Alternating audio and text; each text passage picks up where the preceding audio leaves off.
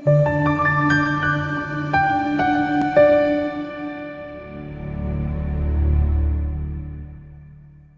nje ithuba elihle kakhulu nelinqa izivele lokuthi sikwazi ukukhuluma nawe kwi-channel igama kuPastor WeNingi la ukhona ngathi uNkulunkulu engakulonde kubusise sibeka ngokuyithoba ngoba ke inhloso ukuthi sicacise amaphupho kodwa ke engingakusho ukuthi ke uma usubhekile la ungaphindwe kwabanye abantu yobuza noma ungaqala kwabanye abantu ubuze bese uphinde ubuya la abanye le do that bayasifonela abanye bathi hayi seke ngabuza komunye ngangagcoliseka so ngithanga phinde ngibuye kuwe ukuthola a second opinion. So nala still you can go to other people and get a second opinion, or you can start here and then go to other people and get a second opinion, then sekuku ukuthi ke yiphi impendulo egculisayo ngaloko sonke sizama ukwenza ukukunikeza ke impendulo.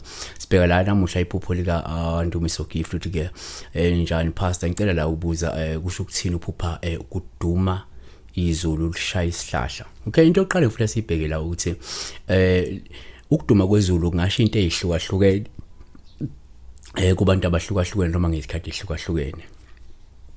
Okay, into esizokwenza kanje. Okokuqala uma uphupha la izulu liduma kabi, lolu phawu olungasho la intukuthelo noma ulaka oluvela ke kubazali bakho, ebantwini abathile abakhulu noma ezikhulu ezithize noma kulaka oluvela kwelamathongo noma ke kuNkulunkulu oluqondiswe kuwena. Okwesibili futhi uma ubona izulu la liduma kabi uphawu lolubi futhi olungabuye ke la lusho ukuthi ke empeleni lindela ukuthi wena ungase ubhekane nesikhathi esinzima, ulindele ukuthi ungahle ubhekane nokujeziswa noma ukuquliswa amacala athile noma ukushabalala kwenjabulo, kepha ke ezosheshe leso sikhathi leso sizokwazi ukuthi mhlawumbe sisheshe sendlule, yabona.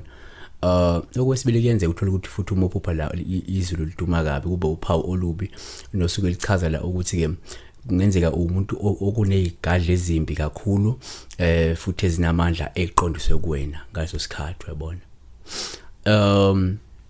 Nganti ke la uma kwenzeka kusuphupha la izulu lishaya umbani kabi, yabo, lolu kuphawu olungasho la ukuthi kumele mhlawumbe uqaphele ngoba ngenzeka idalwa zakho noma amathongo noma uNkulunkulu uthukuthele kabi futhi sekungaze mhlawumbe kudaleke nomonakalo ngenxa yaleyo ntukuthelo leyo.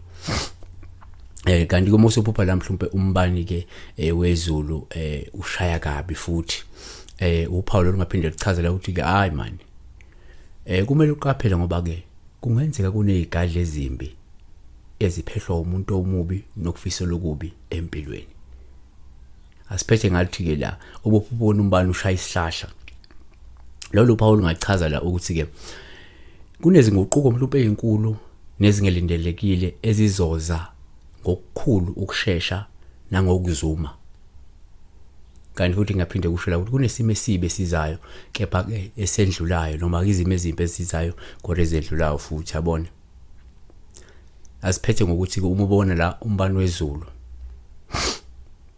uphawu ngaphinde lube luhle, luchaza isimo senhlanhla, ukukhanya kwesimo sempilo, inguquko ezinkulu futhi ezingcono ezizayo, ikakhulukazi makumbani ubona ushaya kahle nje khona lo ubone khona lokuphazima kwezulu la kusha khona umbani okukhanya kahle, ukukhanye, yabona, lo umbani lo muhle. Kodwa ke omubi ilo ushasa mlilo nokuhambisana ukuduma kwezulu, lo mubi loyo yiwo lo mubi kakhulu loyo omubi.